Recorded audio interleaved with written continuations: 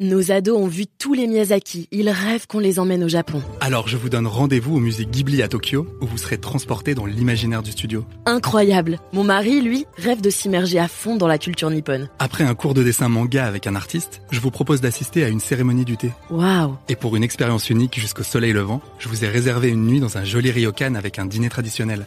Je nous y vois déjà. Avec Marco Vasco, ne rêvez plus, vivez votre voyage l'esprit libre. Rendez-vous sur marcovasco.fr pour imaginer votre prochain voyage sur mesure. Les podcasts du Figaro.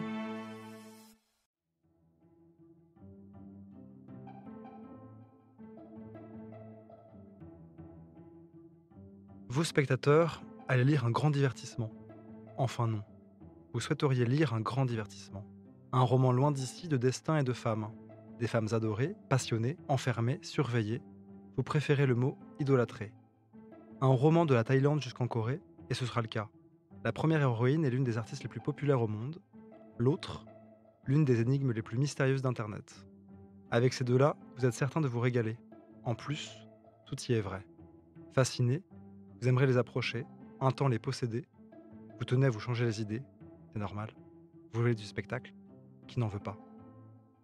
Bonjour et bienvenue dans le podcast Le Moment des Livres. Vous venez d'écouter un extrait de Spectacle de Julien Dufresne-Lamy publié chez Lattès. Je m'appelle Alice Develay et aujourd'hui je suis avec l'auteur de ce roman. Bonjour Julien Dufresne-Lamy. Bonjour Alice. Vous publiez Spectacle, un roman fascinant sur Liza. On peut dire les deux. Les deux. La chanteuse et leader de Blackpink, groupe de K-pop, c'est-à-dire de musique coréenne au succès mondial. Vous nous racontez ses origines, d'abord à Bangkok, en Thaïlande, où la petite fille rêve de devenir une star, et puis son audition en Corée, sa réussite et ses sacrifices. Plus de famille, plus de copains, pas de réseaux sociaux pendant 5 ans. C'est le prix à payer pour devenir celle qu'elle a toujours rêvé d'être. En parallèle de cette histoire, vous nous racontez aussi la vie de Chip Chan, cette femme scrutée par webcam 7 jours sur 7 depuis sa chambre où elle reste cloîtrée. Est-elle séquestrée? On va pas trop en révéler jusqu'ici. Les internautes sont de plus en plus nombreux en tous les cas à la regarder, mais pourquoi sont-ils fascinés à ce point? Alors Julien Dufresne-Lamy, j'ai une première question. Comment est-ce que vous êtes tombé sur l'histoire de Lisa? Est-ce que vous étiez un fan de K-pop?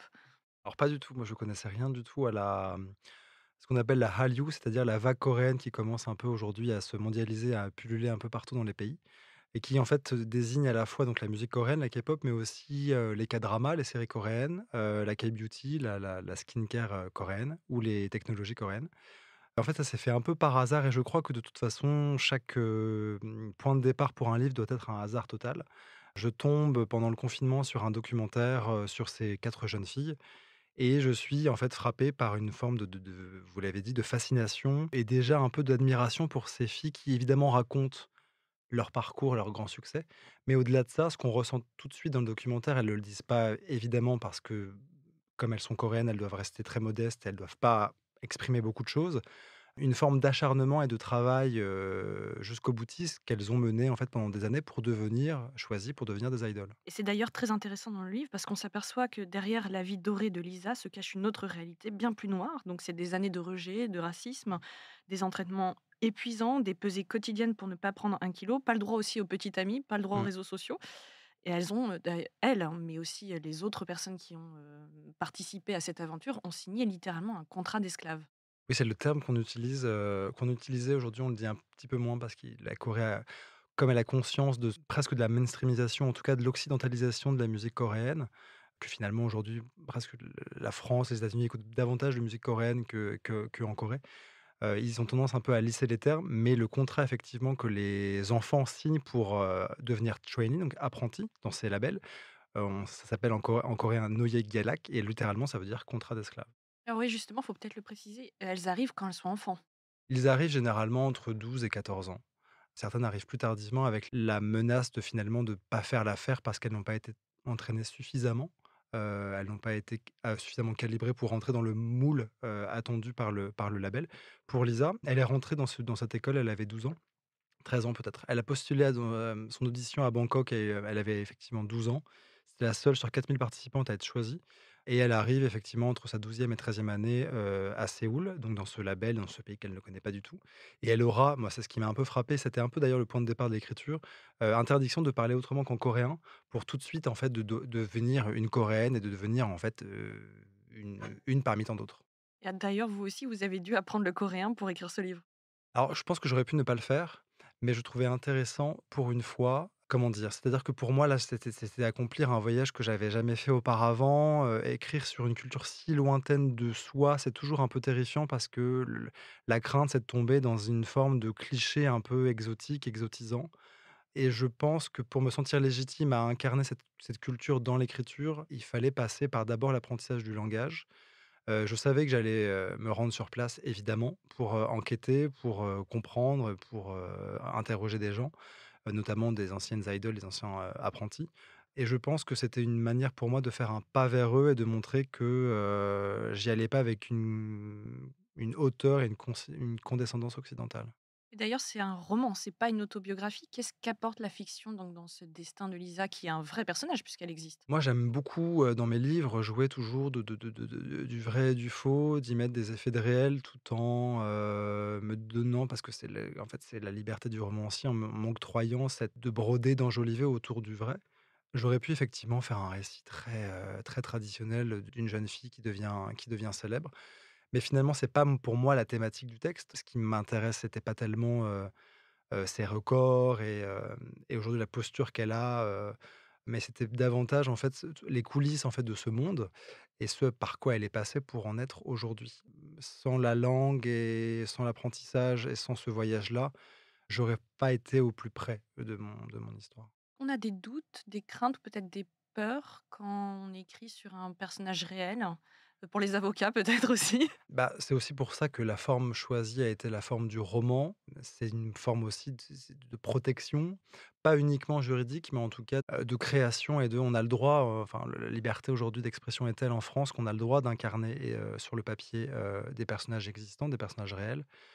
C'est toujours un peu plus compliqué quand les personnages réels existent encore, enfin sont nos contemporains. Encore plus compliqué encore quand ils sont des figures, International? internationales et avec vraiment une assise en France, hein, puisque Lisa, enfin je vais pas développer, mais Lisa a beaucoup d'attaches en France.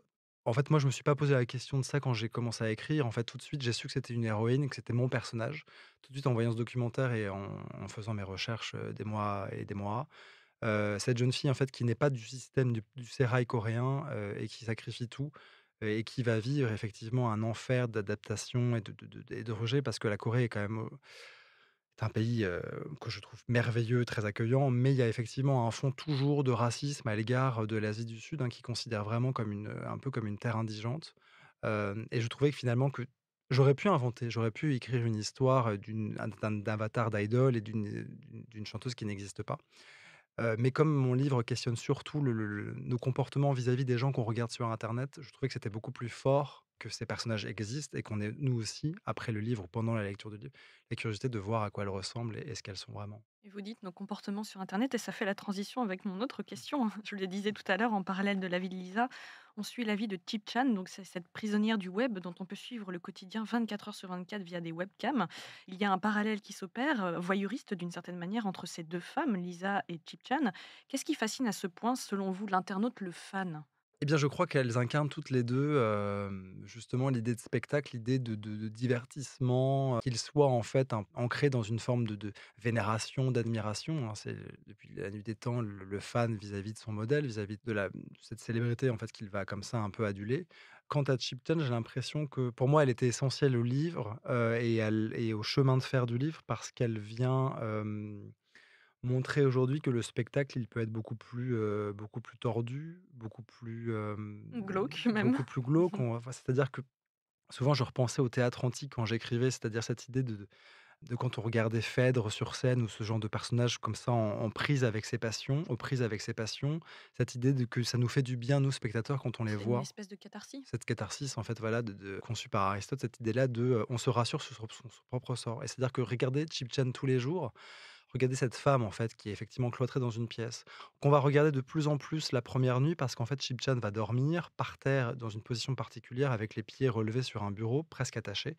Et elle va rester comme ça pendant 18 heures et c'est parce qu'en fait, elle va paraître morte que les gens vont, un peu comme ça se cristalliser autour d'elle, parce qu'il y a cette idée-là presque d'accident de la route, enfin, c'est ce truc De un peu fascination, de fascination au coin de séduction. la rue, au coin de son écran, Et en faisant ça, en regardant ce genre comme ça, de trajectoire un peu terrible, on pense plus trop à soi, on se débarrasse un peu de ce qu'on est. Les romans d'apprentissage, les histoires d'enfermement et d'émancipation, la littérature en est pétrie. Alors quel livre illustre pour vous le destin? Le destin de quoi? Le destin des personnages, le destin, Mais de l'enfermement ou de l'émancipation? si vous voulez. Voilà, c'est une colle ça. J'ai combien de temps pour répondre? 4 heures. C'est-à-dire que moi, je sais pas si c'est une réponse bateau et vous me direz, j'ai tendance à, je savais effectivement que mon livre allait être le récit de l'invention, de ce qu'on met de soi quand on regarde des gens sur internet, enfin qu'il soit, voilà, dans la grandeur ou la décadence. Donc c'était évidemment une histoire d'enfermement et de manipulation, et pour être sûr de ne pas, en fait, me sentir presque comme, comment dire? Accaparé par d'autres voix, j'essaye le plus possible de ne pas lire des livres qui, dans les thématiques, se rapprochent de ce que j'essaye, de faire. C'est assez ironique, mais je crois que je suis pas très, très, lecteur de ce genre de récits d'apprentissage initiatique. C'est pas tellement ce qui me, parce que comme finalement un peu comme le biopic un peu au cinéma, c'est toujours un peu jalonné d'étapes qu'on voit un peu venir, un peu en avance, et c'est pas ce qui me fait chavirer le plus. Quel livre vous a fait aimer lire? Alors le livre qui m'a fait aimer lire, j'avais 15 ans, j'étais en seconde. Et on était, nous, de toute façon, cette injonction à lire par les programmes un peu de français qui étaient parfois terribles. Moi, je me souviens que je lisais le Rouge et le Noir en français, et je trouvais ça terrible, et encore aujourd'hui, j'ai beaucoup de mal avec Stendhal. Et je crois que c'est important. Moi, j'ai été professeur pendant quelques années, j'expliquais aux élèves qu'il est possible, en fait, de ne pas aimer un auteur, mais d'en adorer un autre. Moi, j'aimais pas Stendhal, mais j'ai trouvé Balzac ou Maupassant fabuleux. Et moi, finalement, parallèle de toutes ces lectures qu'on nous imposait, que je trouvais terribles, j'ai découvert Le Bel du Seigneur d'Albert Cohen, ce petit pavé de 1000 pages, que j'ai trouvé absolument, merveilleux, de modernité, justement d'inventivité, de poésie, et c'est un livre que j'aime toujours relire de temps en temps. Quel livre vous a fait pleurer? Alors c'est terrible parce que j'ai on aurait vraiment l'impression que j'ai une ref, parce que c'est aussi Albert Cohen, mais je crois que c'est Ouais, vraiment il le fait livre qui pleurer. qui m'a fait le plus pleurer. Je crois que c'est le livre de ma Ah mère. oui. Je le trouve, foudroyant. C'est un texte court, mais qui est vraiment, comme une sorte d'uppercut, enfin de fulgurance, je crois qu'après avoir lu ce livre, on a envie de parler à sa mère. Quel livre vous a fait rire? Alors le livre qui m'a fait rire, je fais une petite digression parce que ça me fait toujours rire en salon du livre quand, des auteurs qui écrivent, des textes un peu légers, un peu à tonalité comique, aiment bien alpaguer les lecteurs, ou en tout cas les visiteurs du salon, en disant: «Vraiment mon livre, lisez-le, c'est très drôle», et je trouve que c'est terrible comme effet d'annonce de dire: «Vraiment mon livre est drôle». Ça, je trouve que c'est particulier.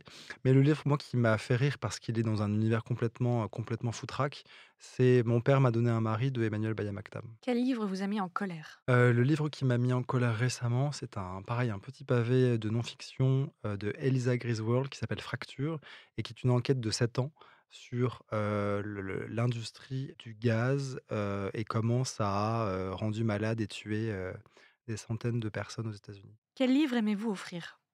Quel livre j'aime? Je trouve que c'est toujours un peu une prise d'otage déguisée, parce qu'en fait, imposer un peu son goût à quelqu'un d'autre, c'est ce que je disais, en fait, quand je parlais d'éducation au goût quand on est collégien ou lycéen.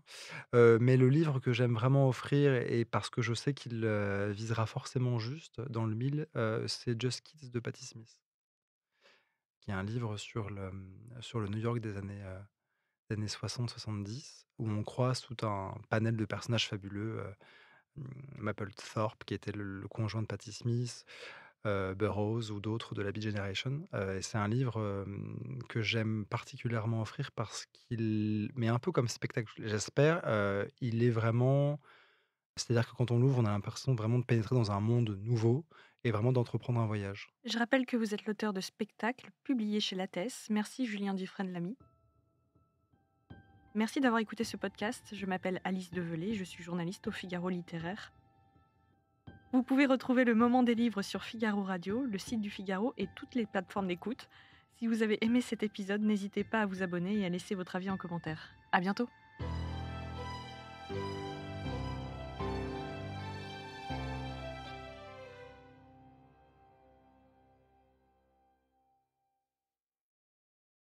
Nos ados ont vu tous les Miyazaki, ils rêvent qu'on les emmène au Japon. Alors je vous donne rendez-vous au musée Ghibli à Tokyo, où vous serez transporté dans l'imaginaire du studio. Incroyable. Mon mari, lui, rêve de s'immerger à fond dans la culture nippone. Après un cours de dessin manga avec un artiste, je vous propose d'assister à une cérémonie du thé. Waouh. Et pour une expérience unique jusqu'au soleil levant, je vous ai réservé une nuit dans un joli ryokan avec un dîner traditionnel. Je nous y vois déjà. Avec Marco Vasco, ne rêvez plus, vivez votre voyage l'esprit libre. Au rendez-vous sur marcovasco.fr pour imaginer votre prochain voyage sur mesure.